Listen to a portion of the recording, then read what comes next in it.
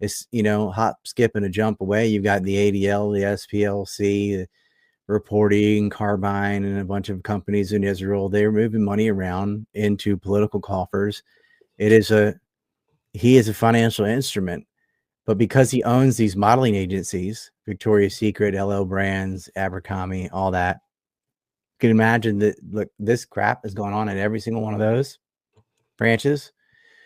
But it's a perfect front to get young women and men, in case of Abercrombie, roped into these businesses. And some modeling agencies, many of them, in fact, are very shady. MC2 from Burnell, same thing. Used to be called Karen Models when it started in Tel Aviv before it went to Paris. Then it comes over to the United States. They're housing the women and properties from Jeffrey's brother, Mark, and usually living adjacent to, I'm being very careful with my language, the Wexner gifted home. Okay. Ari Ben Menashe said Maxwell was already part of it. So was her father. She brought him into the business being Israeli intelligence. That was a honey trap operation. And they targeted the donor class and science and technology to steal trade secrets for the Israeli state. And they were robbing the Americans blind. They have so many people compromised. I mean, you had the highest target. Bill Clinton was president. William Burns was the head of the CIA. It doesn't get any better than that. If you're blackmailing a country, you have the head of the intelligence and the head of the executive. It doesn't get much better than that. And then we had 3 speakers of the House in a row who were sexually compromised. Dennis Hastert with little boys. So that's the level of depravity we're at. We just don't have honest people in the government. The Ron Pauls and Thomas Masseys are super rare. A lot of these people have no self-control, especially around young women. And, they're willing to sacrifice whatever to get it. And I was just like, man, just go to Vegas, Thailand, whatever. If that's your thing, if something you have to do, then at least do it legally so you don't get blackmailed. Although you could still blackmail somebody because the activity itself, even when it is legal, is very frowned upon. But, come on. If somebody approaches you at let's say a UN party, and they look like a teenager, they probably are. Okay. If you're 60-something years old and their 10 is hitting on you, it's a honey trap. You're not charming. You're not funny. You're getting played. A few people are asking, where can they get a hoodie with the list map printed on it, Ryan? Well, Shaun has linked to the site. It's antineocon.com. And you can get this hat, you can get this hoodie, or you can get this as a t-shirt, depending on where you live, what the weather is. Maps are there, Biden, New Mex, the Anthrax 9/11 timeline, and of course the Jeffrey map. Link is in the live chat. I just put it in, and if you're watching on replay, it is in the description box below the video, as is Ryan's X. So keep your questions coming in, folks. Bailey wants to know, when is Maxwell being released?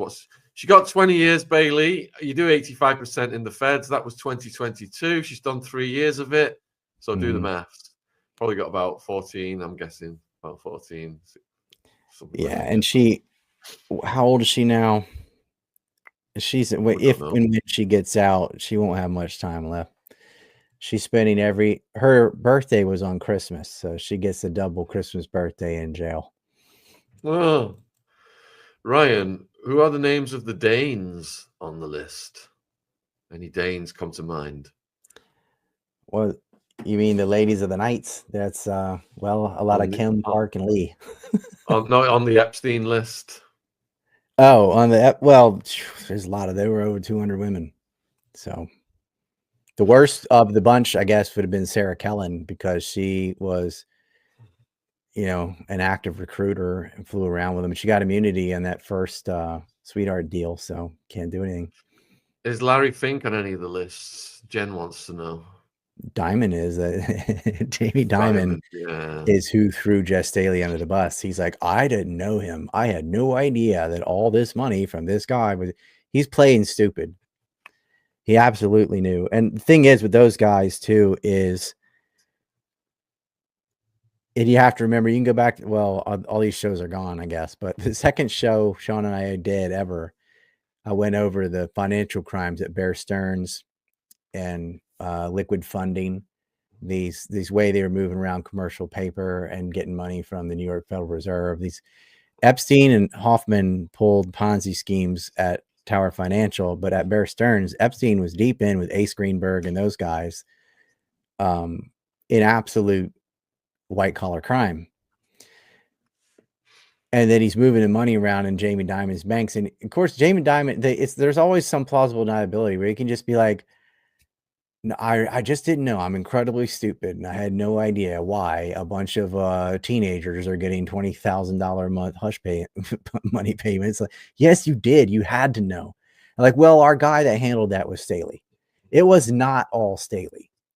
I don't have sympathy for Jess Staley, but a little bit. I do. A little bit. Because, like, he is getting blamed for all of it when that whole network was corrupt. And I'll tell you this, before Jeffrey and Maxie, there were many complaints about Bear Stearns from women that work there about the conditions and the sexual harassment and so on, way before them undressing in front of them and like that kind of culture. And I can't stand feminists during that either. I think that's too far the other direction, but there was a lot of chauvinistic, BS going on at these companies, and still is. All right. So your next question then is... That's his last photo, I believe. It's right after the 1953 trust. Yeah. All right. So M13's beat me to my next question, and I'll give my input because I did listen to the Joe Rogan Ian Carroll podcast, and M13 saying, Ryan, you got shouted out positively by Ian Carroll on Joe Rogan. I don't know if you saw that, but for the good info he got from you. So I was watching Ian Carroll. He said he's been doing it for 2 years. And it's like he's very charismatic. He's putting the videos together. I love that. But like 2 years. I've been doing this for 25 years. But I get skipped over. But it's good for him. He needs someone like you to fill the rest of the blanks in because he's doing a good job. He's going in the right direction. I think he's doing a great job for 2 years in. But it's like, I don't want to sound bitter, but I should be in that chair because I know this way better than he does or ever will. But you've been blacklisted too much to be in that chair, haven't you? I didn't know he shouted me out. I think that's great because most people don't. Most people will just steal the info, make a career, and off they go. They won't say anything. So good on him. But I'm a little frustrated. Like if I absolutely, if I'm asked to be on a show about some topic and I know someone that's done it, decades longer than me, you know what I'll do? I'll say, you ought to ask this person. But Rogan, big opportunity, just go, dude. But I think that's the best decision he can make is go on the show and mention my name. I didn't know that he did because I haven't had time to watch all the things. But I heard that they got into like the pyramids and aliens and a bunch of stuff. And I know Rogan's entertainment, but I'm like, okay, but I really don't want to mix Jeffrey stuff and 9/11 stuff with UFO and DMT and all that crap. It just makes it sound like kooky conspiracy stuff. Have you spoke to Ian Carroll? We DM on X sometimes. Have you sent him your book? I think he is a really good consumer rights activist too. He's like a younger Ralph Nader as far as just like drilling in. Look at how this company owns all these brands in the store. I see these videos all the time. And he plugged my Numek film too. He's one of the few people, him and Jake Shields, that will watch one of my movies and gain information and actually say where they got it from. Because a lot of people won't. They just be like, look what I did. Like, you didn't. Have you sent him your book? I haven't sent him the book, but he's watched all the films and stuff. He told me he watched Empire Unmasked like more than one time. I was like, wow, that's cool. So yeah, but he's quite a reader as well. I'd like to send him my Clinton, Bush, and CIA conspiracies if you can get an address out of him. Yeah, you should. I mean, he'll read it. It would answer some of the questions. I'd give him a free book, whatever. I think that guy also got hold of Elon Musk. Elon was saying some stupid stuff about Israel, and he ain't got on his case. So that's what we need. We need more of that. We also need a lot of people being over. Like I see people getting angry about this, and like, you need to just work together, okay? But there's certain people, you have to have a social media presence. Like Ian's allowed on TikTok, for example. A lot of us are not. And we can't have YouTube, we can't have Instagram, we can't have Facebook, we can't have it. So there's advantage. You can build your Twitter up a lot faster if you have all these on-ramps from other platforms to link to your stuff as well, you know? And so there are going to be people like my friend Jake Shields probably has more followers than like Elon Pape or something, or Gilad Osman, or these people put in 30, 40 years on the Palestine conflict and they're not noticed. I go, well, that's not their fault. Like the audience is deciding the thing. It's not, they didn't like do that to you. But the censorship, they probably would have a bigger audience had they not been censored the whole time, because almost all these people have been censored. I was really happy to see Norman Finkelstein get on Piers Morgan, because the dues are owed. You know, Norman Finkelstein has been put in decades of research and book writing and sacrifice, and got, you know, lost his job over it, and slandered, defamed, censored, all that. And so I was really happy to see him get on Piers Morgan and get some recognition and credibility for all the work that he's done, but more so because he is one of the best people to deliver the message. Now, I think it's just fine too if someone like Dan Bilzerian gets on Piers Morgan and delivers the message the best that he can. But he will never be on the same level as Norman Finkelstein. And that's not a diss on Dan. Almost nobody is on the level of Norman Finkelstein.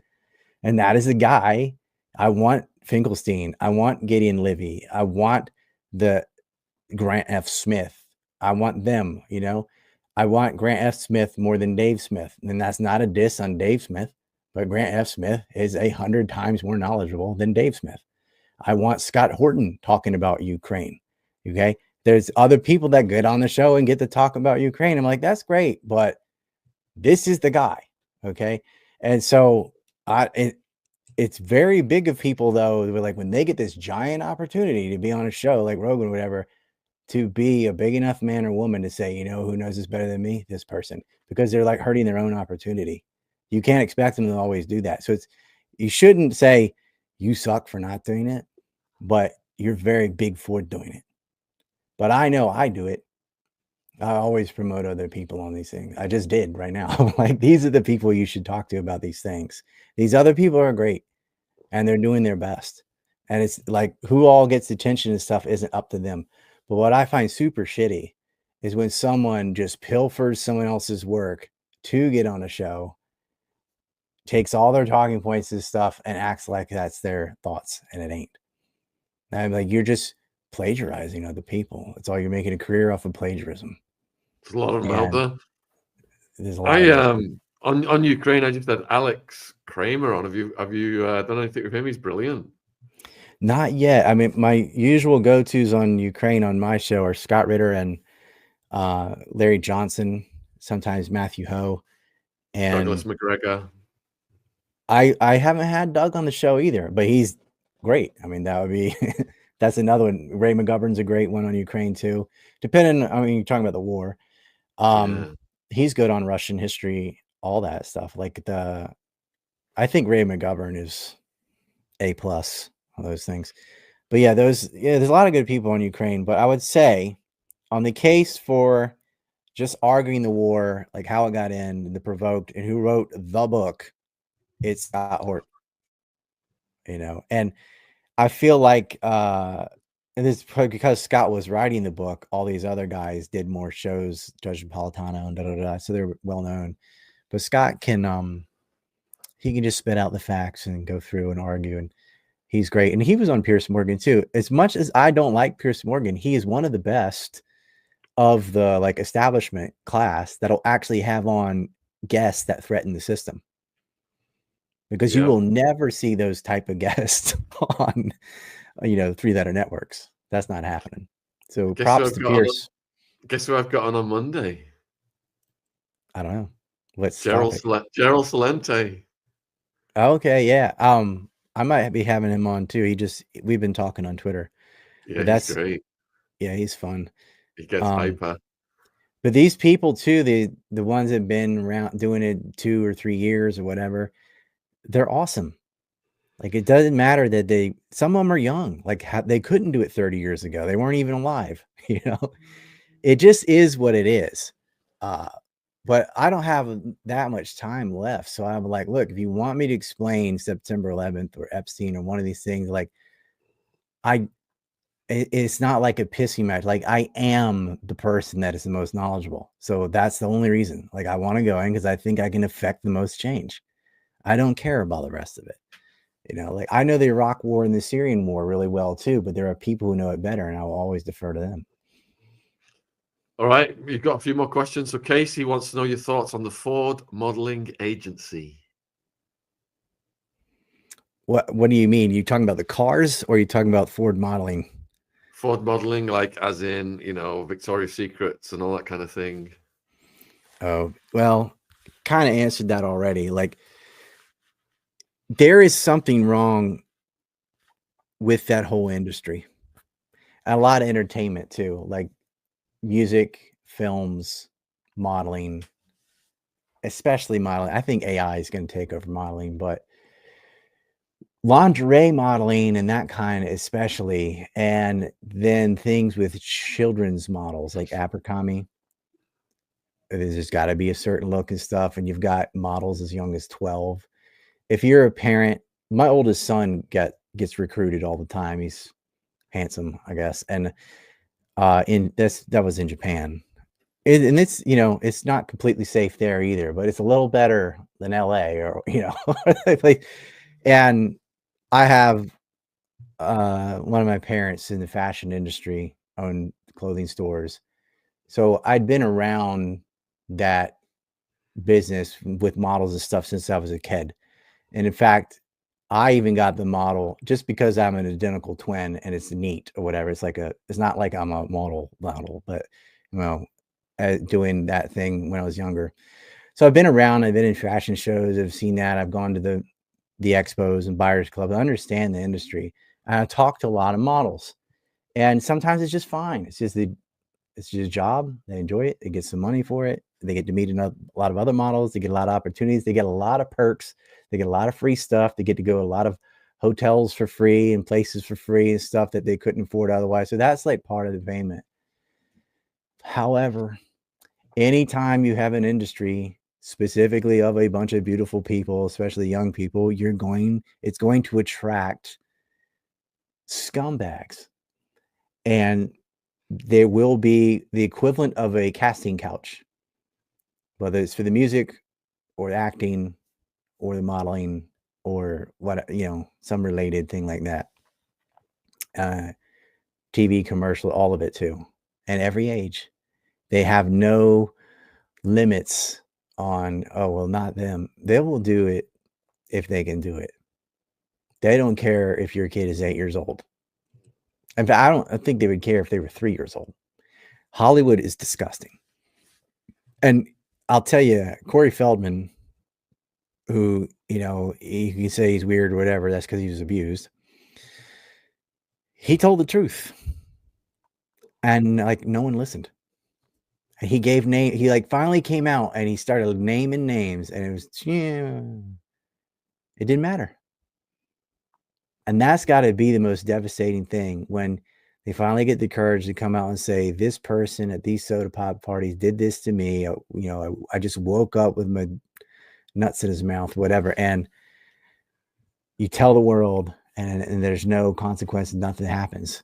But I mean, then you have people like Woody Allen that adopted a girl and then married her and it's not even spoken ill of about it. And he was friends with this person. And yeah, it's just Roman Polanski, another one. These producers and stuff. It's just, I'm shocked Weinstein went to jail.